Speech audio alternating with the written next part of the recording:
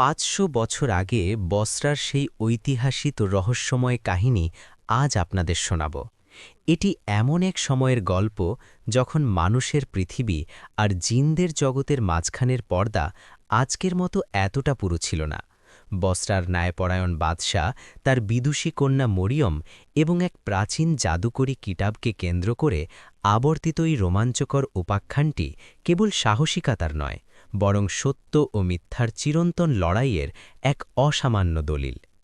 ৫০০ বছর আগে নিশাপুর শহরটি তার চমৎকার সব ইমারত এবং জ্ঞান-বিজ্ঞানের প্রাণকেন্দ্র হিসেবে বিখ্যাত ছিল।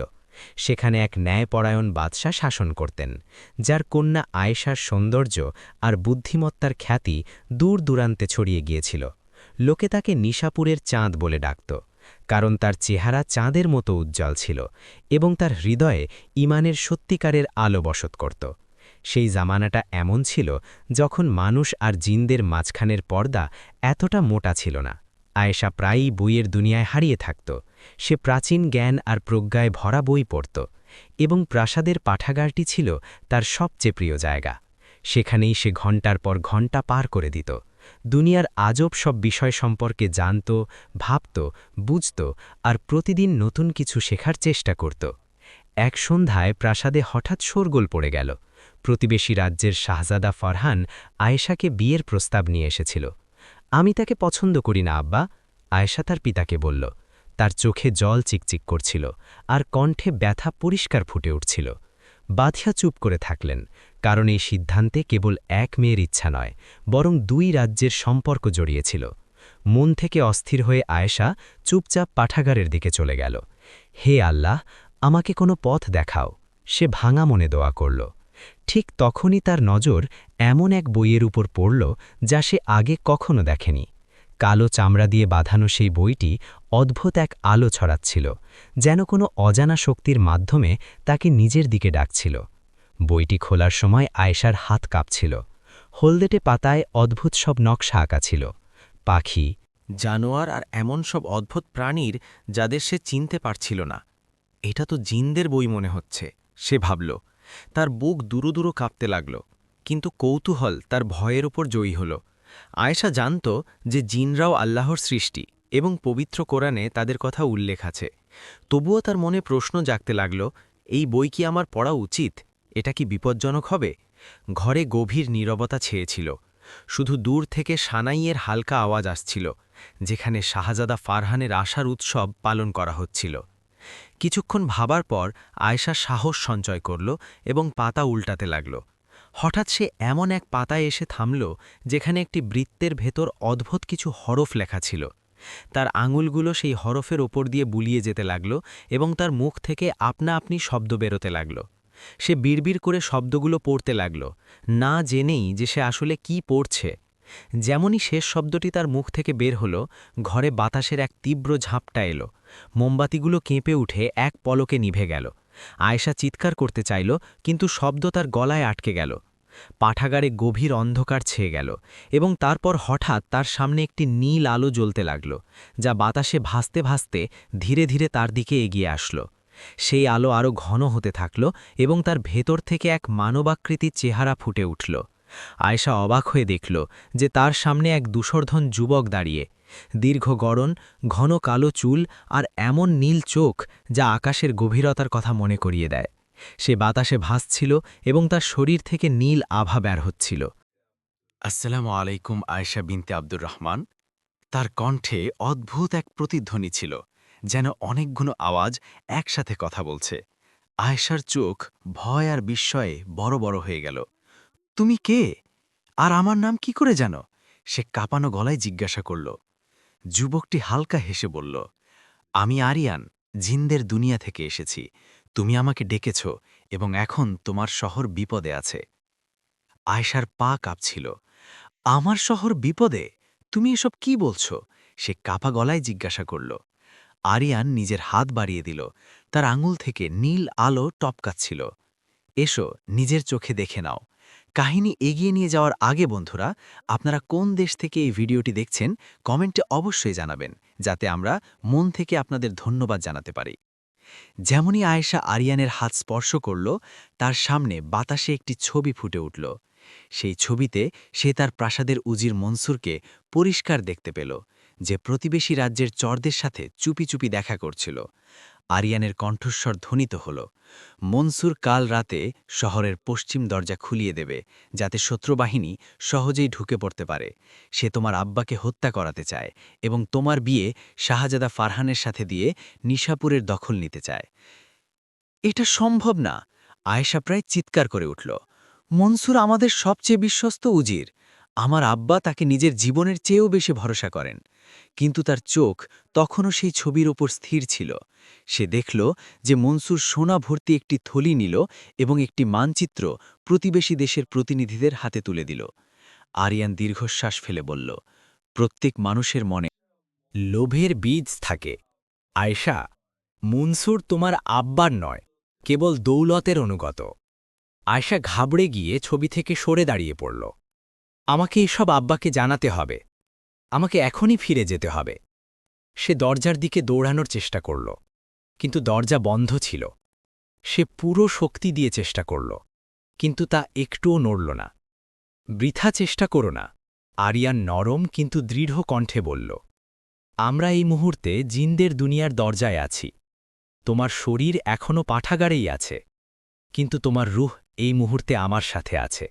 উজির মনসুর নিশাপুরের সবচেয়ে চতুর লোক হিসেবে পরিচিত ছিল। ৪০ বছর বয়সে সে নিজের সুন্দর চেহারার আড়ালে এক কালো আর লোভী মন লুকিয়ে রেখেছিল। আয়েশার আব্বা তাকে অন্ধের মতো বিশ্বাস করতেন, কিন্তু নিজের স্ত্রীর মৃত্যুর পর মনসুরের মনে এক গভীর বিদ্বেষ জন্মেছিল। সে নিশাপুরের সিংহাসন চাইত এবং তা পাওয়ার জন্য যে কোনো পর্যায় পর্যন্ত যেতে প্রস্তুত ছিল। আমি তোমার বংশকে খুব ভালো করে জানি আয়েশা। আরিয়ানের কণ্ঠে গভীর গাম্ভীর্য ছিল। বহু বছর আগে তোমার দাদা আমাকে আজাদ করেছিলেন। আমি এক জালিম জিনের গোলাম ছিলাম, যে মানুষকে কষ্ট দিয়ে আনন্দ পেত। তোমার দাদা আমাকে সেই গোলামি থেকে মুক্তি দিয়েছিলেন এবং আমি তাকে কথা দিয়েছিলাম যে যখনই তার বংশের উপর কোনো বিপদ আসবে আমি সাহায্যের জন্য অবশ্যই আসব। আয়েশা তখনও দ্বিধায় ছিল। কিন্তু আমি তোমার কথা কেন বিশ্বাস করব? হতে পারে এসব মিথ্যে, হতে পারে তুমি আমাকে ধোঁকা দিচ্ছ। আরিয়ান হালকা হাসল।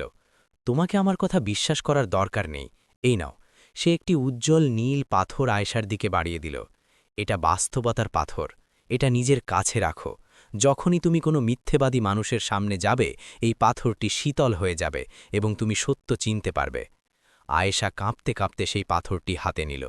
যদি আমি তোমার কথা মেনে নিই, সে নিচু স্বরে জিজ্ঞাসা করল, তবে তুমি আমাকে নিশাপুরে আবার কবে পাঠাবে?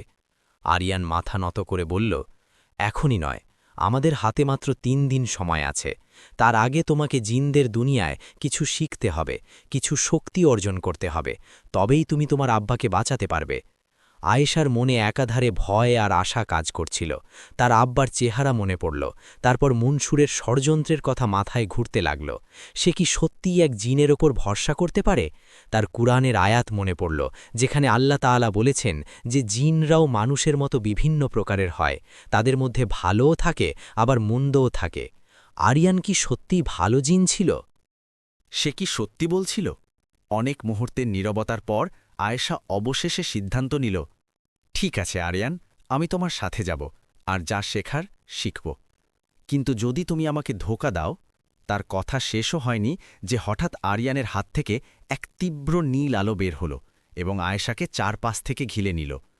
তার মনে হল সে যেন বাতাসে উড়ছে। চারদিকে অন্ধকার ছিল, শুধু নীল আলো জ্বলছিল। তুমি আমাকে কোথায় নিয়ে যাচ্ছ? সে চিৎকার করল, কিন্তু তার আওয়াজ বাতাসে কোথাও হারিয়ে গেল। আয়েশার চোখ খুললে সে নিজেকে এক অদ্ভুত দুনিয়ায় আবিষ্কার করল। আকাশ ছিল বেগুনি রঙের আর সূর্য নীল আলো ছড়াচ্ছিল। গাছগুলো উল্টো হয়ে ঝুলেছিল, তাদের মূল আকাশের দিকে, আর ডালপালা মাটির দিকে ঝুঁকেছিল। জিনদের দুনিয়ায় স্বাগতম, আরিয়ান বলল। এখানে সবকিছু তোমার দুনিয়া থেকে আলাদা, তবে ঘাবড়িও না, আমি তোমার সাথে আছি। প্রথম সবক এটাই যে এখানে সব জিনিসের আসল রূপ দেখা শেখো, কারণ বাহ্যিক রূপ প্রায়ই ধোঁকা দেয়। আরিয়ান আয়েশাকে এক উঁচু পাহাড়ের চূড়ায় নিয়ে গেল, যেখান থেকে পুরো জিনদের বস্তি পরিষ্কার দেখা যাচ্ছিল। এখানে আমাদের 7টি গোত্র থাকে, সে বুঝিয়ে বলল। প্রতিটি গোত্রের নিজস্ব আইন আর রীতিনীতি আছে। আমি আতস গোত্রের অন্তর্ভুক্ত। আয়েশা অবাক হয়ে দেখল যে কিছু জিন পাখির মতো উড়ছে, কিছু জলে স্বাধীনভাবে সাঁতার কাটছে, কিছু মাটিতে হাঁটছে, আবার কিছু গাছের ডালে বসে আছে। নিশাপুরকে বাঁচাতে হলেই তোমাকে 3টে জিনিস শিখতে হবে, আরিয়ান গুরুত্বের সাথে বলল। প্রথম, জিনদের ভাষা, যাতে তুমি আমাদের শক্তির মন্ত্র পড়তে পারো। দ্বিতীয়, নিজের ভয়ের ওপর নিয়ন্ত্রণ আনা, কারণ ভয়ই তোমার সবচেয়ে বড় শত্রু। আর তৃতীয়, নিজের মনের কথা শোনা, কারণ ওটাই তোমাকে বলে দেবে কে সত্যি বলছে আর কে মিথ্যে। আয়েশা মনের গভীর থেকে অনুভব করল যে এটাই সেই জায়গা যেখানে তার থাকা উচিত ছিল। আমি প্রস্তুত, সে দৃঢ় কণ্ঠে বলল। আমাকে যা শেখানোর শেখাও। আমি আমার আব্বা আর নিশাপুরকে অবশ্যই বাঁচাব, চাই তার জন্য আমাকে যতই মুশকিলের মোকাবিলা করতে হোক না কেন। আরিয়ান তার দৃঢ়তা দেখল এবং হালকা করে হাসল। তোমার মধ্যে তোমার দাদার আত্মা বাস করে আয়েশা, তিনিও ঠিক এমন সাহসী ছিলেন। প্রথম সবক সেখান থেকেই শুরু হল। আরিয়ান আয়েশাকে একটি পাথরের উপর বসালো এবং বলল, চোখ বন্ধ করো এবং মন দিয়ে শোনো। যেমনই আয়েশা চোখ বন্ধ করল, বাতাসে অদ্ভুত সব আওয়াজ প্রতিধ্বনিত হতে লাগল, যেন কেউ গুনগুন করে গান গাইছে। এটা জিনদের ভাষা, আরিয়ান জানালো। এটা সঙ্গীতের মতো, প্রতিটি শব্দ এক একটি সুর, আর প্রতিটি বাক্য এক একটি রাগ। এটাকে বোঝার চেষ্টা করো না, শুধু অনুভব করো। মন দিয়ে শোনো, তারপর পুনরাবৃত্তি করো। ঘণ্টার পর ঘণ্টা কসরত করার পরও আয়েশা একটি শব্দও ঠিকভাবে বলতে পারল না। সে হতাশ হয়ে বলল, আরিয়ান, আমার দ্বারা হচ্ছে না, আমি কি করে শিখব? আরিয়ান পরম মমতায় তার হাত ধরল। সাবার করো আয়েশা, কোনো পারদর্শিতা প্রথম চেষ্টাতেই হাসিল হয় না। মনে রেখো, আল্লাহ বলেছেন যে তিনি ধৈর্যশীলদের সাথে থাকেন। আয়েশা দীর্ঘশ্বাস নিল এবং আল্লাহর নাম নিয়ে আবার চেষ্টা করল। দ্বিতীয় দিন এলো এবং আয়েশা নতুন হিম্মত নিয়ে মক্স শুরু করল। এবার সে চোখ বন্ধ করে মন থেকে শুনতে লাগল। হঠাৎ একটি শব্দ তার মগজে পরিষ্কার ভেসে উঠল, নূর, অর্থাৎ আলো। সে ওটা আওড়ালো এবং যেমনই সেই শব্দ তার মুখ থেকে বের হল, তার আঙুল থেকে হালকা এক চমক বের হয়ে এলো। আরিয়ানের মুখে হাসি ফুটে উঠল। শাব্বাশ আয়েশা, তুমি তোমার প্রথম জাদুকরী শব্দ শিখে নিয়েছ। তৃতীয় দিন আয়েশার দ্বিতীয় পরীক্ষা ছিল, ভয়কে জয় করা। আরিয়ান তাকে এক গভীর খাদের কিনারায় নিয়ে গেল এবং বলল, এই পারে লাফ দাও। আয়েশা নিচে উঁকি দিল। খাদটি এত গভীর ছিল যে তার তলা দেখাই যাচ্ছিল না। এটা অসম্ভব, সে ঘাবড়ে গিয়ে বলল, আমি পড়ে যাব, মরে যাব। আরিয়ান শান্তভাবে বলল, এটাই তো পরীক্ষা। এখানে সব কিছু তেমনটাই হয়ে যায় যেমনটা তুমি ভাবো। যদি তুমি ভাবো যে তুমি পড়ে যাবে, তবে তুমি অবশ্যই পড়বে। আয়েশা চোখ বন্ধ করল, গভীর শ্বাস নিল আর আল্লাহর নাম নিল। বিসমিল্লাহির রহমানির রহিম বলে সে লাফ দিল। তার মনে ভয় ছিল, কিন্তু সে ভয়ের বদলে বিশ্বাসকে বেছে নিল। এবং তারপর এক অদ্ভুত কারিশমা হল। সে পড়ল না, বরং বাতাসে ভাসতে লাগল, ঠিক একটি পাখির মতো। এটা কিভাবে সম্ভব? সে অবাক হয়ে জিজ্ঞাসা করল। আরিয়ান জবাব দিল, এটা তোমার বিশ্বাস আয়েশা। বিশ্বাস এমন এক শক্তি যা পাহাড়কেও নাড়িয়ে দিতে পারে। শেষ দিন আয়েশার সবচেয়ে গুরুত্বপূর্ণ সবক ছিল নিজের মনের আওয়াজ শোনা। আরিয়ান তাকে এক আয়নার সামনে নিয়ে আসল। এতে দেখো, সে বলল, আর নিজের আসল রূপকে চেনো। আয়েশা যেমনই আয়নায় তাকালো, সে নিজের চেহারা দেখতে পেল না। তার সামনে তার শৈশব ছিল, তার আনন্দ, তার দুঃখ, তার ভয়, তার দুর্বলতা, সব কিছু। সে তার পুরো জীবন দেখল, নিজের আমল আর নিজের সিদ্ধান্তগুলোকে। তার চোখ থেকে জল ঝরতে লাগল। কিছুক্ষণ পর সে গভীর শ্বাস নিল এবং বলল, আমি প্রস্তুত আরিয়ান, এখন আমি বাড়ি যেতে চাই। আরিয়ান মাথা নাড়ল। হ্যাঁ আয়েশা, তুমি তৈরি। কিন্তু মনে রেখো, আসল পরীক্ষা এখন শুরু হতে চলেছে। আয়েশার চোখ খুললে সে নিজেকে প্রাসাদের পাঠাগারে দেখল, ঠিক সেই জায়গায় যেখান থেকে তার সফর শুরু হয়েছিল। সে জিনদের দুনিয়া থেকে ফিরে এসেছিল, কিন্তু তার মনে একটি প্রশ্ন ঘুরপাক খাচ্ছিল। সে কি সত্যিই সেখানে গিয়েছিল, নাকি এসব কেবল একটি স্বপ্ন ছিল? সে ধীরে ধীরে নিজের হাতের মুঠি খুলল। নীল পাথরটি তখনও সেখানে জল করছিল। তার বুক ধরফর করে উঠল। এটা সত্যি ছিল, সে নিজেকে বলল। পাঠাগারের বাইরে সানাইয়ের হালাজ বাজছিল। পুরো প্রাসাদে বিয়ের আয়োজন ধুমধাম করে চলছিল। আয়েশা দ্রুত পায়ে প্রাসাদের ভেতরে পৌঁছল এবং তার আব্বাকে খুঁজতে লাগল। তিনি সিংহাসনে বসে উজির মনসুরের সাথে কথা বলছিলেন। যেমনই আয়েশা কাছে গেল, তার হাতে রাখা পাথরটি হঠাৎ শীতল হয়ে গেল, একদম বরফের মতো। তার বুক কেঁপে উঠল। আব্বা, আপনার সাথে আমার একান্তে কথা আছে। সে নিজেকে সামলে নিয়ে বলল। মনসুর হালকা হাসি দিয়ে মাঝখানে বাধা দিল। শাহজাদি, আজ আপনার বিয়ের দিন, আপনার তৈরি হওয়া উচিত। আয়েশা পরিষ্কার বুঝতে পারল যে সে তাকে সেখান থেকে সরিয়ে দিতে চায়। বাদশাহ আয়েশাকে গভীরভাবে দেখলেন। আমার মা, তোমাকে চিন্তিত দেখাচ্ছে। কোনো ব্যাপার আছে কি? আয়েশার মন চাইল যে সে সব কিছু তখনই বলে দেয়, কিন্তু মনসুর সেখানেই দাঁড়িয়েছিল, সেই মিথ্যে হাসি নিয়ে। কিছু না আব্বা, সে ইতস্তত করে বলল। আমি শুধু বিয়ে নিয়ে একটু ঘাবড়ে গেছি। যেমনই এই মিথ্যে তার মুখ থেকে বের হল, পাথরটি আরও বেশি শীতল হয়ে গেল।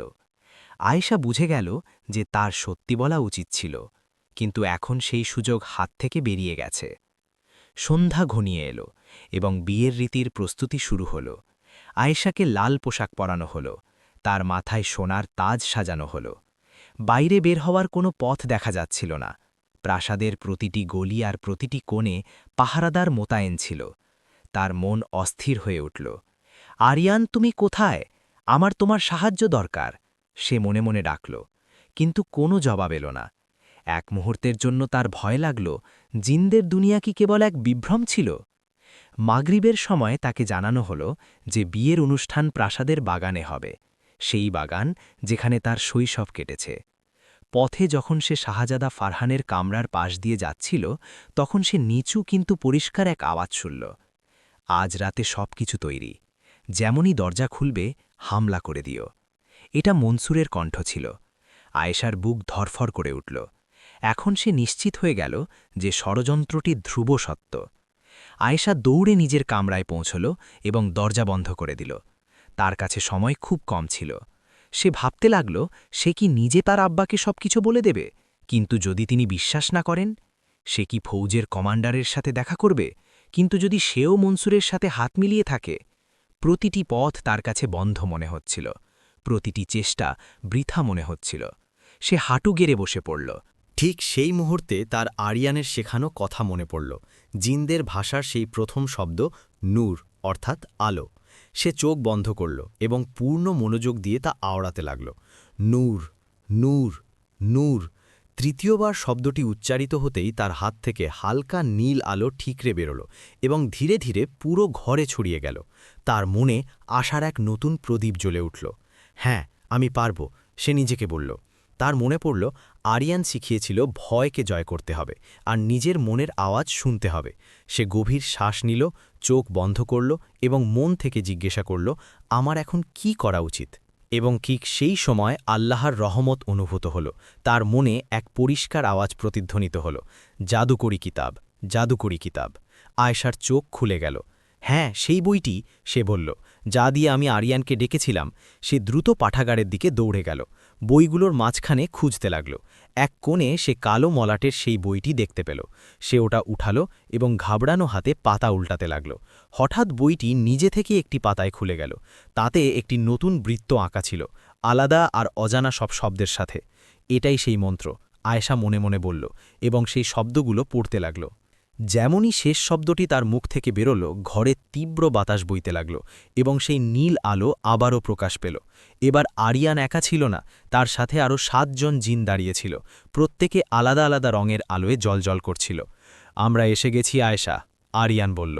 এখন নিশাপুরকে কেউ কেড়ে নিতে পারবে না, আমরা তাকে বাঁচাব। এবং আপনারা যদি আমাদের কাহিনী এতদূর শুনে থাকেন, তবে লাইক অবশ্যই করবেন, যাতে আমরা বুঝতে পারি এই গল্পটি আপনাদের কেমন লাগল। আয়েশা 8 জন জিনকে মন দিয়ে দেখল। প্রত্যেকের রং আলাদা ছিল। আরিয়ান নীল রঙে জ্বলছিল, দ্বিতীয়জন লাল, তৃতীয়জন সবুজ, চতুর্থজন সোনালি, পঞ্চমজন সাদা, ষষ্ঠজন বেগুনি, সপ্তমজন কমলা এবং অষ্টমজন গভীর কালো রঙের। এরা আমাদের 7টি গোত্রের প্রতিনিধি, আরিয়ান বলল, এবং আমরা সবাই তোমার দাদার কাছে কৃতজ্ঞ। আয়েশা অস্থির হয়ে বলল, আমাদের হাতে সময় খুব কম। মনসুর আজ রাতে পশ্চিম দরজা খুলতে যাচ্ছে, আমাদের এখনই কিছু করতে হবে। আরিয়ান তাকে একটি পরিকল্পনা বুঝিয়ে বলল, তোমাকে শাহজাদা ফারহানের কাছে যেতে হবে। আয়েশা চমকে গেল, ফারহানের কাছে? কিন্তু সে তো... আরিয়ান তার কথা মাঝপথেই থামিয়ে দিয়ে বলল, ফারহান এই ষড়যন্ত্রে জড়িত নয়, তাকেও ধোঁকা দেওয়া হয়েছে। তার উজির তাকে বিশ্বাস করিয়েছে যে তোমার আব্বা তোমার বিয়ে অন্য দেশে করাতে চান। তোমাকে তাকে সত্যিটা বলতে হবে। আয়েশা অবাক হয়ে আরিয়ানের দিকে তাকাল। কিন্তু সে আমার কথা কেন বিশ্বাস করবে? আরিয়ান হালকা হাসল, কারণ তুমি সত্য বলবে এবং তোমার কাছে এই পাথরটি আছে। সে পাথরের দিকে ইশারা করল। যখন কেউ সত্যি কথা বলে এটি গরম হয়ে যায়। তাকে বলো নিজের হাত এটার ওপর রাখতে, সে নিজেই বুঝতে পারবে যে তুমি মিথ্যে বলছ না। আয়েশা দেরি না করে শাহজাদা ফারহানের কামরার দিকে এগিয়ে গেল। ৮ জন জিন বাতাসের মতো তার সাথে সাথে চলল। ফারহান আয়নার সামনে দাঁড়িয়ে নিজের পোশাক ঠিক করছিল। ফারহান, আয়েশা দরজায় টোকা দিয়ে ডাকল। শাহজাদি আয়েশা, আপনার এখানে আসা উচিত হয়নি, আমাদের দেখা তো বিয়ের সময় হওয়ার কথা ছিল। আয়েশা ভেতরে ঢুকল। আমাকে তোমার সাথে এক জরুরি কথা বলতে হবে। তোমাকে ধোঁকা দেওয়া হয়েছে ফারহান। আয়েশা সরাসরি বলল, তোমার উজির হারুন আর আমাদের উজির মনসুর মিলে আমাদের 2 দেশকে ধ্বংস করতে চায়। ফারহানের চোখ রাগে লাল হয়ে গেল। এটা মিথ্যে, সে কঠোর গলায় বলল। হারুন আমাকে ছোটবেলা থেকে চেনে, সে কখনো গদ্দারি করতে পারে না। আয়েশা নিঃশব্দে নিজের পাথরটি এগিয়ে দিল। এটার উপর হাত রাখো, তারপর নিজে সিদ্ধান্ত নিও। ফারহান সন্দেহের দৃষ্টিতে পাথরটিকে দেখল, তারপর ধীরে ধীরে নিজের হাত সেটির উপর রাখল।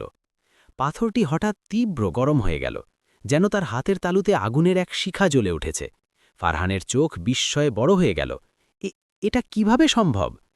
আয়েশা তাকে পুরো কাহিনী শুনিয়ে দিল, জিনদের দুনিয়া থেকে শুরু করে মনসুরের ষড়যন্ত্র পর্যন্ত। প্রতিটি শব্দের সাথে ফারহান বুঝতে পারল যে হারুন তাকে কিভাবে ঘুঁটি হিসাবে ব্যবহার করেছিল। তাহলে এখন আমাদের কি উচিত? ফারহান জিজ্ঞাসা করল।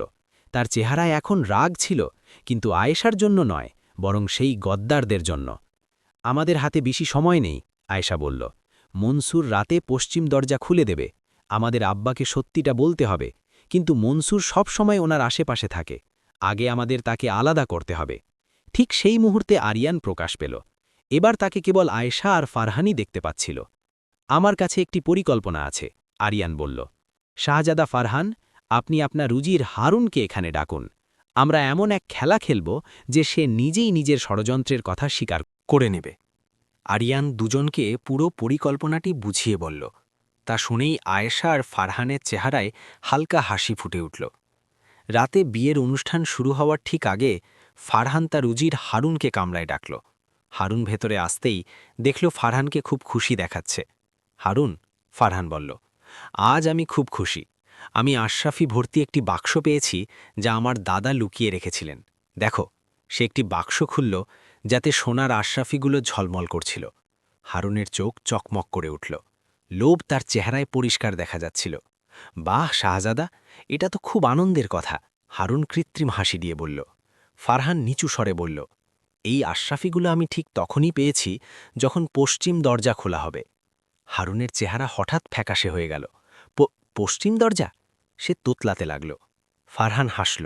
হ্যাঁ, আমি সব জানি। যদি তুমি আমাকে বলো যে এই ষড়যন্ত্রে আর কে কে জড়িত আছে, তবে এই সব আশরাফি তোমার হবে। হারুন কাঁপতে লাগল। সে কিছু বলতে যাবে অমনি দরজা খুলে গেল। বাদশাহ তার কিছু ফৌজি অফিসার সহ কামরায় ঢুকলেন। আব্বা, আয়েশার কণ্ঠধ্বনিত হল, এটাই সেই লোক যে মনসুরের সাথে মিলে আপনাকে হত্যা করতে চায়। ঘরে নীরবতা ছেয়ে গেল। সবাই দম বন্ধ করে এই দৃশ্য দেখতে লাগল। বাদশার আবত স্বরে হারুনের দিকে তাকালেন। এটা কি সত্যি? তুমি আর মনসুর কি সত্যি আমাকে হত্যার ষড়যন্ত্র করেছ?